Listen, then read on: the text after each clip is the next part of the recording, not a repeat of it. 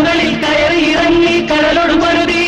കാറ്റിൻ പുറത്തു കയറി സവാരി ചെയ്തു മുകിലിനോടൊപ്പം തട്ടിത്തടഞ്ഞു പിടഞ്ഞു മടിഞ്ഞതില്ല